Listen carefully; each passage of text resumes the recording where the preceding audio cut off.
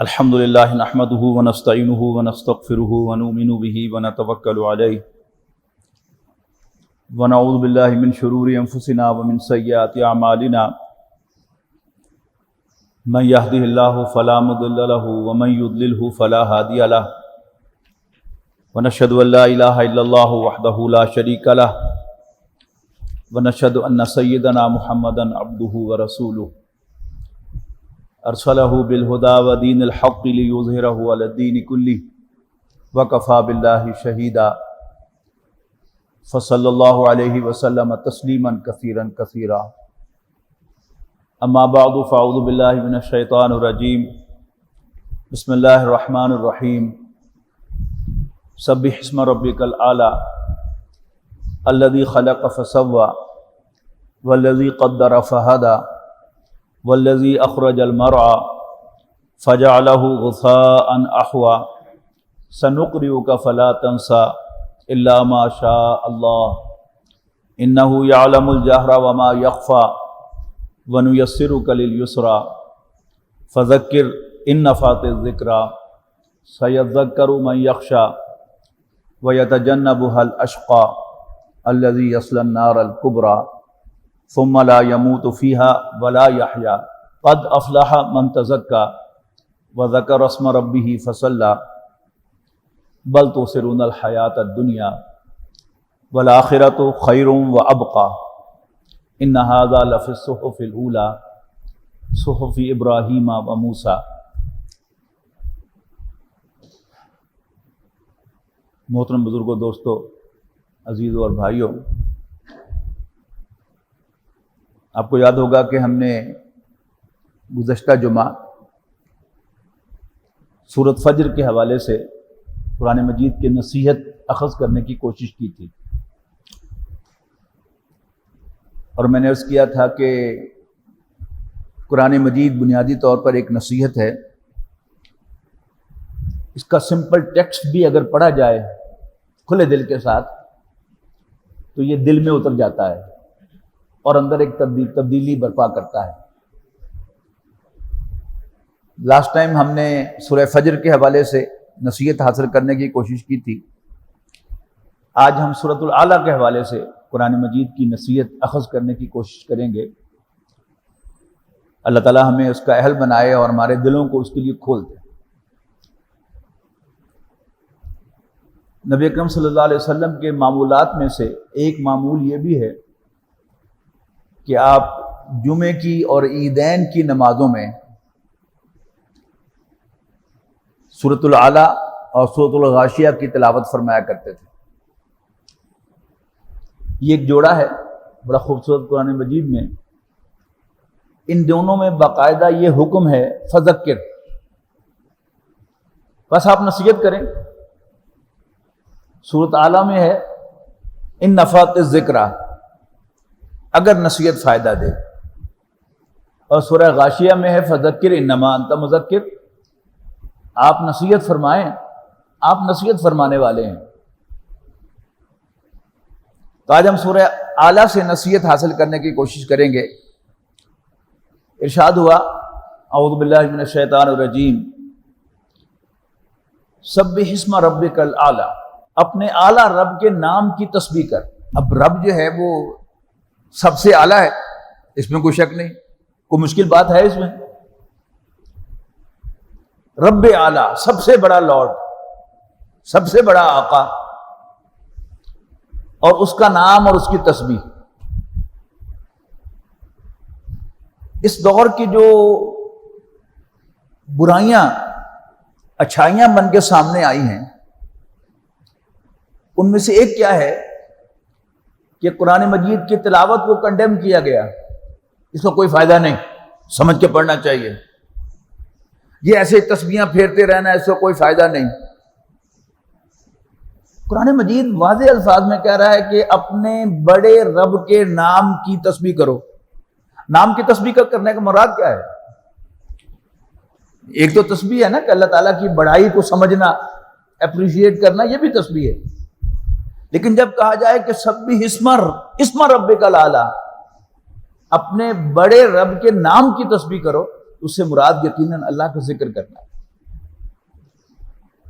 اور اللہ تعالیٰ کے ذکر کے غیر محسوس اثرات ہیں جو ہمارے دل پہ اثر ہوتے ہیں، ہم مانیں یا نہ مانیں، ہمیں اچھا لگے یا نہ لگے، لیکن بہرحال اللہ تعالیٰ کے نام کا یاد کرنا،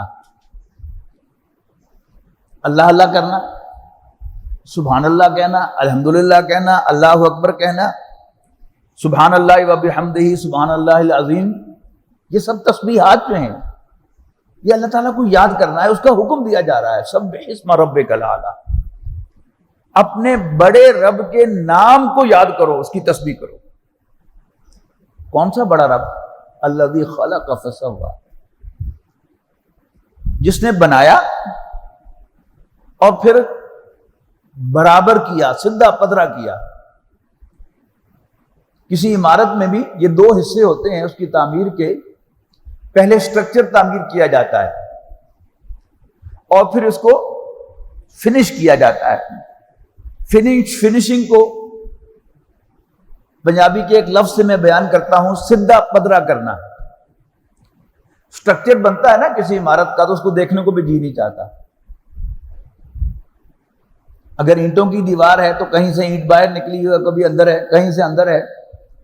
اگر کنکریٹ کا پلر ہے، کنکریٹ کا کالم ہے یا اس کا کوئی بیم ہے تو کہیں سے کنکریٹ جو ہے وہ تھوڑا سا باہر نکلا ہوا ہوگا اور کہیں جہاں سے پانی نکل گیا وہ گڑھا نظر آئے گا۔ فنشنگ کیا ہے؟ گڑھوں کو پر کر دیا جائے اور جو کچھ ابھرا ہوا حصہ ہے اس کو ٹرم کر دیا جائے، پھر اسی کو ذرا ریفائنڈ انداز میں اس کے اوپر ریگمال پھیرا جائے۔ ریگمال کیا کرتا ہے؟ آپ پھیرتے ہیں تو جو بھی ابھرے حصے ہیں وہ اس سے رگڑے کے آتے ہیں اور پھر ایک پلین سرفیس بن جاتی ہے، اور وہی جس کی طرف دیکھنے کو بھی جی نہیں چاہتا تھا اس کے ساتھ ٹیک لگا کر بیٹھنے کو جی چاہتا ہے۔ یہ فنشنگ ایک انسان کا سٹرکچر ہے جو اللہ تعالیٰ نے بنایا، یہ بالکل حیوان جیسا سٹرکچر ہے۔ حیوان کے بھی اگر وہ چار چوپایا ہے تو اس کے اگلے پاؤں جو ہیں وہ گویا اس کی بازویں اور پچھلے پاؤں جو ہیں گویا ٹانگیں۔ اس کے اندر بھی خون دوڑتا ہے، اس کا بھی چھوٹا سا دماغ ہے، اس کا بھی دل ہے، اس کے بھی پھیپھڑے ہیں، اس کے بھی گردے ہیں، یہ سب کچھ کیا ہے؟ اس کی بھی آنکھیں ہیں، اس کے بھی کان ہیں۔ یہ حیوان سے ملتا ہے، لیکن ایک غیر محسوس چیز ہے کہ جس کو ہم انگلی لگا کر نہیں کہہ سکتے کہ یہ فرق ہے انسان اور حیوان میں، لیکن اپریشیٹ ہم کر سکتے ہیں۔ وہ کیا ہے کہ اللہ تعالیٰ نے انسان کے اندر ایک سافٹ ویئر انسٹال کر دیا، انہی اعضاء کو سیدھا پدرا کر دیا، بیلنس کر دیا، تو اللہ تعالیٰ نے انسان کو ایک کنٹرول دے دیا کہ اپنی مرضی سے کھاتا پیتا، غصے کا اظہار کرتا اور ریپروڈیوس کرتا ہے۔ جبکہ جانور میں یہ چیزیں نہیں ہیں، اسے غصہ آ جائے تو اسے پتہ ہی نہیں ہوتا کہ اس کو غصہ آیا ہوا ہے۔ جب اس کو محسوس ہوتا ہے کہ میں غصے کا اظہار کر کے بدلہ لے سکتا ہوں تو وہ کرتا ہے، سوچتا نہیں کہ اس کے نتائج کیا ہوں گے۔ انسان سوچتا ہے اس کے نتائج کی۔ جانور کو بھوک لگ جائے تو وہ کھاتا ہے، اپنے آپ کو کنٹرول نہیں کر سکتا۔ انسان کنٹرول رکھتا ہے اپنے اوپر۔ ابھی رمضان گزرا ہے، ہم نے ہر روز تجربہ کیا ہے، بھوک بھی لگتی تھی، پیاس بھی لگتی تھی، لیکن ہم میں سے کتنے بد نصیب ہیں جنہوں نے کھایا۔ یہ کیا ہے؟ یہ انسان کی اللہ تعالیٰ نے فنش کر دیا اسی جسم کو، کوئی نئی چیز اس میں نہیں ہمیں نظر آتی، لیکن بہرحال اس جسم کا بیہیویئر حیوان کے جسم کے بیہیویئر سے مختلف ہے۔ یہ کیا ہے؟ یہ تسویہ ہے۔ تو سبح اسم ربک الاعلی الذی خلق فسوی، جس نے بنایا اور پھر اس کی نوک پلک سوار دی، اس کو سیدھا پدرا کر دیا۔ والذی قدر فہدی، جس نے ایک اندازہ مقرر کیا کہ انسان سے یہ کام لینا ہے، گھوڑے سے یہ کام لینا ہے، اونٹ سے یہ کام لینا ہے، چونٹی سے یہ کام لینا ہے، سانپ سے یہ کام لینا ہے، بچھو سے یہ کام لینا ہے، اس درخت سے سائے کا کام لینا ہے، اس درخت سے پھلوں کا کام لینا ہے۔ یہ سب کیا ہے؟ اللہ تعالیٰ نے پہلے ایک پلان کیا، اندازہ بنایا، اور پھر فہدا، ہر ایک کو ڈائریکٹ کر دیا اس کو ہم آج کی زبان میں کہہ سکتے ہیں کہ اللہ تعالیٰ نے اکارڈنگلی اس کو پروگرام کر دیا، اور اللہ تعالیٰ کی اس ڈائریکشن کے مطابق ہر چیز چل رہی ہے۔ ذرہ اپنا کردار ادا کر رہا ہے، پتے اپنا کردار ادا کر رہے ہیں، پھل اپنا کردار ادا کر رہے ہیں، چونٹیاں اپنا کردار ادا کر رہے ہیں، چھپکلیاں اپنا کردار ادا کر رہی ہیں، سانپ بچھو اپنا کردار ادا کر رہے ہیں۔ تو قدرہ فہدی، اللہ تعالیٰ نے ایک اندازہ بنایا، ایک پلان کیا اور پھر ڈائریکٹ کر دیا۔ والذی اخرج المرعی، یعنی 3 آیات میں حیوانات کے حوالے سے گفتگو کی، اب والذی اخرج المرعی نباتات کے حوالے سے گفتگو ہو رہی ہے کہ جس نے چارہ نکالا، یعنی اللہ تعالیٰ نے مختلف چیزیں پیدا کی اور ساتھ ساتھ ان کی ضرورت کا سامان بھی پیدا کیا۔ اللہ نے بھینسیں بنائیں، بکریاں بنائیں، بھیڑیں بنائیں، گھوڑے بنائے، اونٹ بنائے، اب ان کی خوراک کے لیے چارہ بھی اللہ نے نکالا ہے، اور پھر ایک اس کی فریش حالت ہے اور ایک اس کی کملائی ہوئی حالت ہے کہ جب وہ سیاہ ہو جاتا ہے جانور بھی اس کو منہ نہیں لگاتا۔ تو والذی اخرج المرعی، وہ جس نے چارہ نکالا، فجعلہ غثاء احوا، اور پھر اس کو سیاہ کوڑا بنا ڈالا۔ سنقرئک فلا تنسیٰ، اے نبی ہم آپ کے سامنے پڑھیں گے، مراد قرآن مجید ہے کہ ہم آپ کو قرآن پڑھ کر سنائیں گے، فلا تنسیٰ، پھر آپ اسے بھولیں گے نہیں۔ اللہ تعالیٰ کوئی بات ہمیں یاد کرانا چاہے تو کسی کی مجال ہے کہ بھلا دے؟ پاگل بھی ہو جائے تو اس کو کچھ باتیں یاد ہوتی ہیں۔ ایک انسان پاگل ہو جائے، پاگل خانے میں پہنچ جائے، اس کو بھی کھانا پینا یاد ہوتا ہے، اور بھی بہت سی چیزیں جو ہیں وہ رشتوں کو پہچانتا ہے، اور جو چیزیں اللہ تعالیٰ بھلانا چاہتا ہے وہ بھلا دیتا ہے، جو اس کو یاد رکھوانا چاہتا ہے وہ یاد رہتی ہیں۔ تو رسول اللہ صلی اللہ علیہ وسلم سے کہا جا رہا سنقرئک، ہم تمہارے سامنے پڑھیں گے، تمہیں پڑھ کر سنائیں گے، فلا تنسیٰ، پھر آپ بھولیں گے نہیں، الا ما شاء اللہ، ہاں جو اللہ چاہے۔ کہ اللہ تعالیٰ جب نبی اکرم صلی اللہ علیہ وسلم کو قرآن پڑھا رہا ہے الفاظ میں، تو ساتھ ساتھ مفہوم دل میں ڈال رہا ہے۔ اب جو چیز اللہ تعالیٰ نے نبی اکرم صلی اللہ علیہ وسلم کے لیے یاد رکھنی پسند کی ہے وہ یاد رکھوائی ہے، وہ مفہوم ذہن میں رکھایا ہے، باقی مفہوم جو ہے وہ نکال دیا ہے۔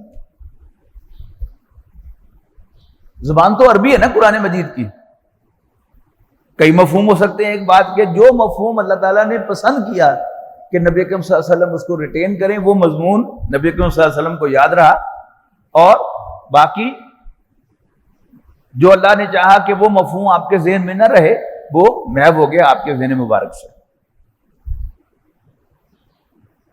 انہ یعلم الجہر وما یخفی، یقیناً اللہ تعالیٰ جانتا ہے پکار کر اونچی آواز میں، بلند آواز میں کوئی بات کہنے کو بھی، اور جو کچھ چھپا ہوا ہے اس کو بھی جانتا ہے۔ اس میں کوئی مشکل بات ہے؟ یعنی قرآن مجید کے سرفیس پر جو مضامین ہیں وہ نصیحت کے لیے کافی ہیں، بلکہ جب انسان گہرائیوں میں جاتا ہے تو اکثر و بیشتر جو نصیحت ہے وہ غائب ہو جاتی ہے، اور وہ فلسفہ اور وہ گہرائیاں اور وہ نکات اور وہ مسائل، اس میں انسان الجھ کر رہ جاتا ہے۔ تو انہ یعلم الجہر وما یخفی، جو چیز بلند آواز سے جو بات کہی جائے اللہ تعالیٰ اسے بھی جانتا ہے، اور جو بہت زیادہ چھپی ہوئی بات ہے اس کو بھی جانتا ہے۔ وَنُيَسِّرُكَ لِلْيُسْرَىٰ، اور آپ اے نبی ہم تمہیں بڑی آسانی سے آسانی تک پہنچا دیں گے.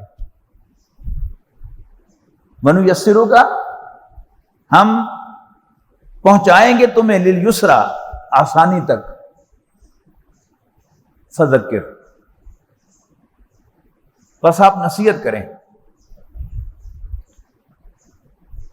فذکر ان نفعت ذکرہ اگر نصیحت کام دے. آپ نصیحت کریں اگر نصیحت کام دے. ہمارا معاملہ یہ ہے کہ ہم قرآن مجید کی کوئی آیت پڑھ کر سنائیں اور ہم محسوس کریں کہ وہ یہ بات اس کے دل میں نہیں اتری، ہم وہ بات نہیں دہراتے. ہم اس کی گہرائی میں جاتے ہیں کہ شاید اگر میں یہ نقطہ بیان کر دوں تو سمجھ میں آ جائے، تو شاید میں اس کو یوں بیان کر دوں تو سمجھ میں آ جائے. نہ یوں جانے کی ضرورت ہے نہ یوں جانے کی ضرورت ہے، دوبارہ وہی بات کہنے کی ضرورت ہے. فذکر ذکر یاد کو بھی کہتے ہیں نا، تو بعض تراجم میں آپ دیکھیں گے کہ آپ یاد دہانی کرائیں. کوئی نئی بات جو ہے وہ گھما کے کرنے کی ضرورت نہیں، وہی بات کہتے رہیے. فذکر ان نفعت ذکرہ، تو آپ نصیحت کریں، آپ یاد دہانی کرائیں اگر نصیحت کچھ فائدہ دے. اور پچھلے جمعے ہم نے سورہ فجر میں پڑھا تھا نا کہ جب انسان جہنم کو اپنے سامنے دیکھے گا تو اس وقت وہ کہے گا، اس وقت اس کو نصیحت آئے گی وَأَنَّ لَهُ الذِّكْرَىٰ. اب نصیحت کا کیا فائدہ؟ یہاں وہی بات کہی جا رہی ہے کہ آپ نصیحت کریں اگر نصیحت فائدہ دے. اس کے بعد فرمایا سَيَذَّكَّرُ مَن يَخْشَىٰ. نصیحت حاصل کر لے گا ہر وہ شخص جو ڈرے گا. نصیحت، قانون، ضابطہ کس کے لیے ہوتا ہے؟ جو قانون سے ڈرتا ہے. جو قانون سے نہیں ڈرتا اس کے لیے کوئی قانون نہیں ہے. یہ بھی مجھے کوئی زیادہ وضاحت کرنے کی ضرورت نہیں ہے. روز ہمارے سامنے یہ مشاہدہ ہوتا ہے کہ جو ذرا اپنے آپ کو اسٹرانگ سمجھتا ہے وہ سمجھتا ہے کہ شاید میں قانون سے بالا تر ہوں. اس کو آپ جتنا مرضی قانون پڑھاتے رہیں، سمجھاتے رہیں، اس کی سمجھ میں نہیں آتا. تو سیذکر من یخشیٰ، نصیحت قبول کرے گا وہ، نصیحت حاصل کرے گا وہ جو ڈرے گا. اور ڈر کس کا؟ اللہ کا. ڈرنے کے لائق ایک ہی ذات ہے. اور بڑی خوبصورت حدیث کہیں بہت پہلے پڑھی تھی کہ جو شخص اللہ سے ڈرتا ہے اس سے کائنات کی ہر چیز ڈرتی ہے، اور جو اللہ تعالیٰ سے نہیں ڈرتا وہ کائنات کی ہر چیز سے ڈرتا ہے. یہ بھی آپ کے سامنے طالبان اللہ سے ڈرے، اللہ کے احکام کو نافذ کیا تو دنیا کی عظیم طاقتیں ان سے ڈر گئیں. انہوں نے ان کے سامنے ہتھیار ڈالے، ان کی منتیں کی، ابھی بھی کر رہے ہیں، اور وہ نہیں ڈرتے کسی سے. نہ امریکہ سے ڈرے، نہ نیٹو سے ڈرے. کیوں؟ اللہ سے ڈرتے تھے. جب دل میں اللہ کا ڈر ہوتا ہے تو پھر کسی اور کے ڈر کو اندر آنے کی اجازت بھی نہیں ہوتی اور ڈرنے کی ضرورت بھی نہیں ہوتی. ایک ڈر بہت بڑا ہے اور وہ اللہ کا ڈر ہے کہ ساری دنیا ناراض ہو جائے، اللہ ناراض نہ. اور وہ جو فرمایا کہ پچھلی دفعہ آپ نے پڑھا تھا نا کہ لا يعذب عذابہ احد، اس جیسا نہ تو کوئی عذاب دے سکے گا، ولا یوثق وثاقہ احد، اور نہ اس جیسی کو پکڑ سکے گا، نہ اس جیسی کوئی پکڑ سکے گا. تو اللہ تعالیٰ کا ڈر، اس کا کوئی میچ نہیں ہے. اللہ تعالیٰ ہی ڈرنے کے قابل ہے. اور ہمیں اپنے دل میں جھانک کر جائزہ لیتا رہنا چاہیے کہ ہم اللہ سے ڈرتے ہیں کہ نہیں ڈرتے. تو سیذکر من یخشیٰ، تو جو اللہ سے ڈرے گا وہ نصیحت قبول کرے گا. وَيَتَجَنَّبُهَا الْأَشْقَى، اور بدبخت پہلو پھیر لے گا،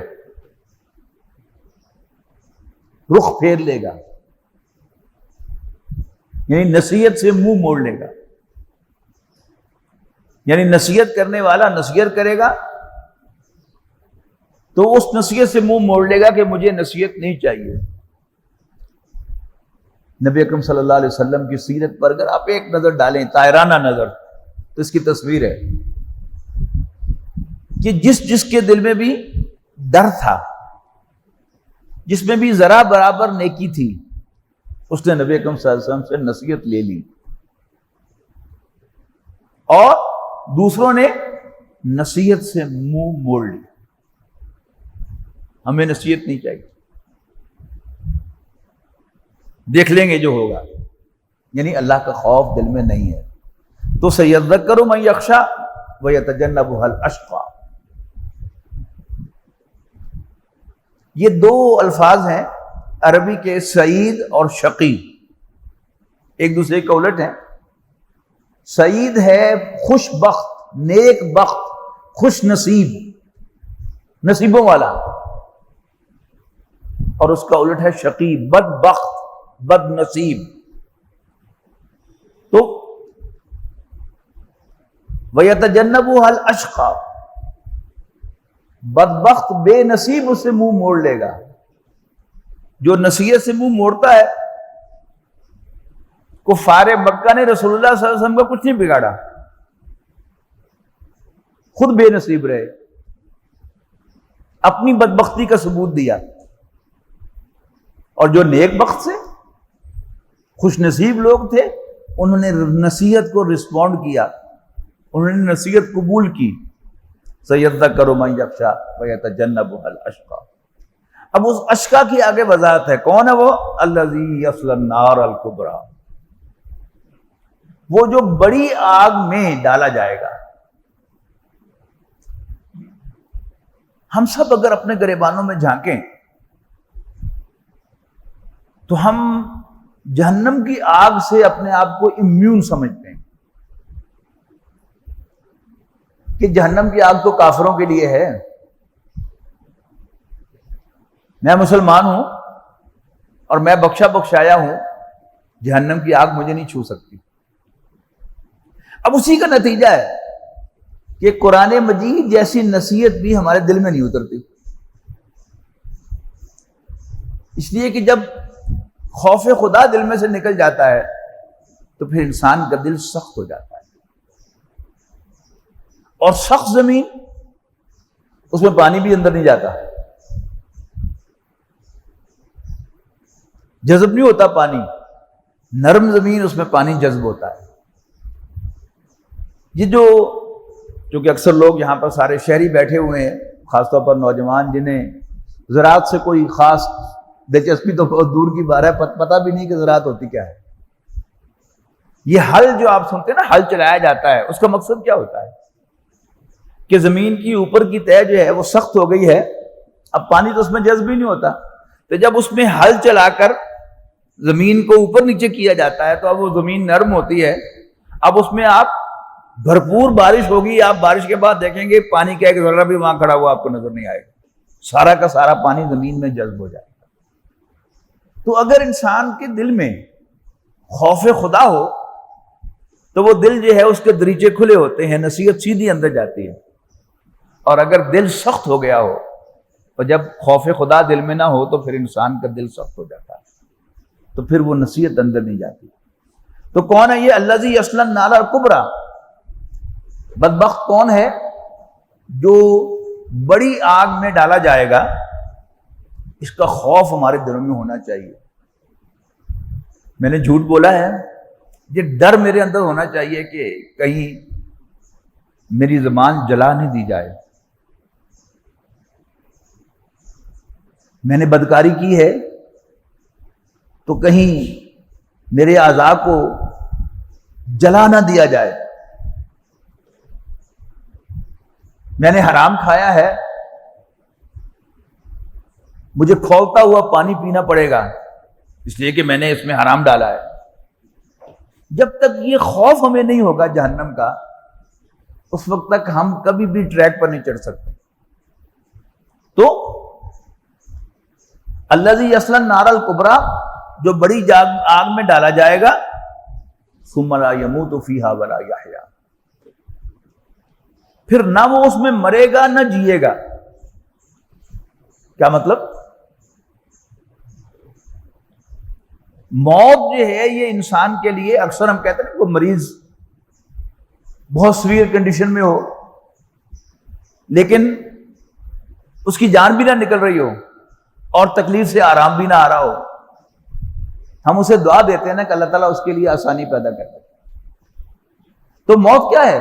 موت ایک آسانی ہے۔ تو فرمایا مرے گا نہیں، ثم لا یموت فیہا، نہ وہ اس میں مرے گا، ولا یحیا، نہ جیے گا۔ تو اب ایک کینسر کا مریض ہے جب وہ آخری سٹیج میں ہوتا ہے، اللہ نہ دکھائے ہمیں، پورا کا پورا علاقہ جو ہے اس کی جو رات کی دن کی کراہٹ ہوتی ہے، کراہتا ہے، ہائے ہائے کرتا ہے، تو اس سے اس کی تکلیف کا اندازہ ہوتا ہے۔ تو وہ نہ وہ جی رہا ہے نہ وہ مر رہا ہے، یعنی جی نہیں رہا تو یہ کیا جینا ہے؟ تکلیف کے ساتھ جینا جینا نہیں ہے۔ اور جو تکلیف سے نکالنے والی چیز ہے موت ہے، وہ آتی نہیں ہے۔ تو جہنم میں کیا ہوگا؟ اللہ تعالیٰ کنٹینیوسلی تکلیف رکھنے کے لیے موت نہیں دے گا۔ آگ میں جل رہا ہے اس کا جسم، اور یہ جلنے کی جو پین ہے یہ انسان کی سکن میں ہوتی ہے۔ اگر آپ نے کہیں برن وارڈ میں کوئی ایسا مریض دیکھا ہو جس کی پوری جلد جل چکی ہو تو آپ کو دیکھ کے خوف آئے گا، لیکن وہ بڑے آرام سے بیٹھا ہوا ہوگا، اس لیے کہ اس کی جلد جل چکی ہے، اس کو پین نہیں ہو رہی۔ تو قرآن مجید میں یہ وضاحت ہے کہ جب ان کی جلدیں جل جائیں گی تو ان کو اور جلد دی جائے گی، وہ جل جائے گی اور دی جائے گی، تاکہ مسلسل تکلیف میں رہے۔ تو فرمایا ثم لا یموت فیہا ولا یحیا، اور پھر کنکلوڈ کیا، بڑی زبردست آیات ہیں یہ آیات، تو میں چاہوں گا کہ آپ سب حضرات یاد کر لیں۔ سورۃ اعلیٰ کی یہ آخری آیات ہیں، آیت نمبر 14 سے لے کر 19 تک۔ میسج ہے پورا زندگی کا، قد افلح من تزکا، کامیاب تو وہ ہوا جس نے اپنے آپ کو پاک کر لیا، کامیاب تو وہ ہوا جس نے اپنے آپ کو پاک کر لیا۔ تزکیہ نفس، دل کی صفائی، دل صاف ہوتا ہے تو سارے کام سیدھے ہوتے ہیں، اور جب دل پلیت ہوتا ہے، یہ جہاں بول کے میں پنجابی کا لفظ استعمال کروں، ٹڈوں پلیت ہے، جب دل پلیت ہوتا ہے، ناپاک ہوتا ہے، تو کوئی کام سیدھا نہیں ہوتا۔ تو قد افلح من تزکا، اللہ تعالیٰ ہم سب کے دلوں کو پاک اور صاف کرے۔ کامیاب تو وہ ہوا جس نے اپنا تزکیہ کیا، اپنے آپ کو پاک صاف کر لیا۔ وَذَكَرَ اسْمَ رَبِّهِ فَصَلَّى، اور اپنے رب کے نام کو یاد کیا، وہ جہاں سے آغاز ہوا تھا نا، سبح اسم ربک الاعلی، اپنے رب کے نام، اپنے بڑے رب کے نام کی تسبیح کرو۔ یہاں کیا اس کے لیے کہا جا رہا ہے؟ وَذَكَرَ اسْمَ رَبِّهِ فَصَلَّى، اور اس نے اپنے رب کے نام کو یاد کیا، پھر نماز پڑھی۔ نماز جو ہے یہ بڑا بنیادی رکن ہے ہمارے دین کا، آپ کو اس ٹریک پر چڑھانے میں نماز بڑا اہم رول ادا کرتا ہے۔ دین کی ہر بات جو ہے اس کا یہی رول ہے۔ آپ نے سنا ہو نا سیرت کا وہ واقعہ کہ ایک شخص نبی اکرم صلی اللہ علیہ وسلم کے پاس حاضر ہوا، اس نے اسلام قبول کیا اور ساتھ ہی کہا کہ اللہ کے رسول میں بہت گناہ گار ہوں، کوئی برا کام میں نے چھوڑا نہیں ہوا، تو بس سارے کام اکٹھے میں نہیں چھوڑ سکتا، بس کوئی ایک کام مجھ سے آپ چھوڑوا لیں۔ آپ نے کہا بس جھوٹ نہ بولنا۔ تو اگلے دن تک ہی وہ سارا کا سارا معاملہ اس کا ٹھیک ہو گیا تھا۔ اسی طرح نماز آپ ابھی طے کر لیں، میں یہ نہیں کہہ رہا کہ طے کر کے اٹھیں، ابھی طے کریں، اس لیے کہ ہمیں سے کسی کو یقین نہیں ہے کہ وہ یہاں سے اٹھے گا نماز پڑھ کے۔ ابھی طے کریں کہ نماز باقاعدگی سے 5 وقت مسجد میں آ کر باجماعت ادا کروں گا۔ میں آپ کو گارنٹی دے سکتا ہوں کہ شام تک آپ کی حالت بدل جائے گی. اس لیے کہ یہ جو مسجد کا ٹائم ٹیبل ہے، اس کے ساتھ اپنے آپ کو باندھ کر جو نماز پڑھنا ہے، یہ آپ کو ہر برائی چھڑا دے گا. بڑی بڑی دلچسپی کے کام ہوں گے، لیکن آپ نے طے کیا ہوا ہے کہ میں نماز مسجد میں باجماعت ادا کرنی ہے، آپ اس کو چھوڑ کے آئیں گے تو برے سے برے کام بڑی آسانی سے چھوٹ جائے گا. تو قد افلح من تزکا وذکر اسم ربہ فصلی بل تؤثرون الحیاۃ الدنیا. لیکن تم دنیاوی زندگی کو ترجیح دیتے ہو. یہ جو پرائرٹی ہے، یہ بڑا ڈیسائسو فیکٹر ہوتا ہے انسان کی زندگی میں کہ آپ کے لیے، میرے لیے پرائر کیا ہے، ترجیح کیا ہے. نماز یا کھیل، نماز یا خبریں، نماز یا ڈرامہ، نماز یا میچ، یہ سب چیزیں ہیں نا. کوئی خاص میچ ہو رہا ہوتا ہے اور آخری اوور ہوتا ہے تو ہمیں اچھے لوگ جو ہیں وہ نماز باجماعت چھوڑ دیتے ہیں کہ جی آخری اوور ہے، دیکھ ہی لواں. ٹھیک ہے نا. جن لوگوں کو خبروں کا کریز ہوتا ہے، تجزیوں کا کریز ہوتا ہے، وہ تجزیے نہیں چھوڑتے، نماز چھوڑ دیتے. تو صرف ایک طے کر لیں کہ نماز نہیں چھوڑنی، تو انشاءاللہ آپ کو اس کی برکات جو ہیں وہ آج ہی نظر آنا شروع ہو جائیں گی. تو بل تؤثرون الحیات الدنیا، تم دنیاوی زندگی کو ترجیح دیتے ہو. اپنی ترجیح ہم آخرت کو بنا لیں تو سارا مسئلہ حل ہو جائے گا. والآخرۃ خیر وابقیٰ، جبکہ آخرت دنیا کے مقابلے میں بہتر بھی ہے اور زیادہ باقی رہنے والی. اس کے لیے بڑا خوبصورت اسلوب سورۃ نحل میں اختیار کیا گیا ہے کہ ما عندکم ینفد، جو کچھ بھی تمہارے پاس ہے وہ ختم ہو جائے گا. وما عند اللہ باق، اور جو اللہ کے پاس ہے وہ باقی رہے گا. والآخرۃ خیر وابقیٰ، اور آخرت بہتر بھی ہے اور زیادہ باقی رہنے والے بھی، لانگ لاسٹنگ بھی، ایور لاسٹنگ بھی. ان ھذا لفی الصحف الاولی، بلا شبہ یہی بات پچھلے صحیفوں میں بھی تھی. یہ کوئی خاص نبی اکرم صلی اللہ علیہ وسلم کے لیے بات نہیں کہی جا رہی، یہ کوئی خاص میرے اور آپ کے لیے نہیں کہی جا رہی. پچھلے صحیفوں میں پچھلی جو بھی ریولیشنز آئی ہیں اللہ تعالیٰ کی طرف سے، ان سب کا جو کامن میسج تھا وہ یہی تھا کہ بل تؤثرون الحیات الدنیا والآخرۃ خیر وابقیٰ ان ھذا لفی الصحف الاولی. یقیناً یہی پچھلے صحیفوں میں بھی تھا، صحف ابراہیم و موسیٰ، ابراہیم اور موسیٰ کے صحیفوں میں. حضرت موسیٰ کا صحیفہ تو ہم سب بائی نیم جانتے ہیں کہ وہ تورات ہے جو ان پر نازل ہوئی. صحف ابراہیم یہ آج دنیا میں موجود نہیں ہے، لیکن قرآن مجید نے کہا ہے کہ حضرت ابراہیم علیہ السلام پر بھی کوئی صحیفہ اترا تھا، تو ہم تو مانتے ہیں کہ اترا تھا. ابھی میں دیکھ رہا تھا آنے سے پہلے تفسیر ماجدی میں مولانا عبد الماجد دریابادی صاحب نے کوئی تذکرہ بھی کیا ہے کہ کوئی یورپ کے کسی مورخ نے کوئی صحیفہ کہیں سے ڈھونڈا ہے اور اس کو پھر چھپایا بھی تھا. 1892 میں شاید وہ صحیفہ اس نے کہیں نکال کر کسی یورپین تاریخ دان نے اس کو چھپایا تھا، پھر اس کے بعد نایاب ہو گیا، اس لیے کہ ہمیں اس سے کوئی دلچسپی نہیں ہے. دنیا جو ہے وہ چل رہی ہے دنیا کی طرف، دنیا کیسے حاصل کرنی ہے، دنیا کیسے حاصل کرنی ہے. تو دنیا کے بارے میں معلومات جو ہیں وہ تو ہم سینے سے لگاتے ہیں، لیکن جو آخرت کی معلومات ہیں ہمیں ان سے کوئی سروکار نہیں ہے. اللہ تعالیٰ سے دعا ہے کہ اللہ تعالیٰ ہم سب کو دنیا کی بجائے آخرت والا بنا دے. آخر دعوانا الحمدللہ رب العالمین.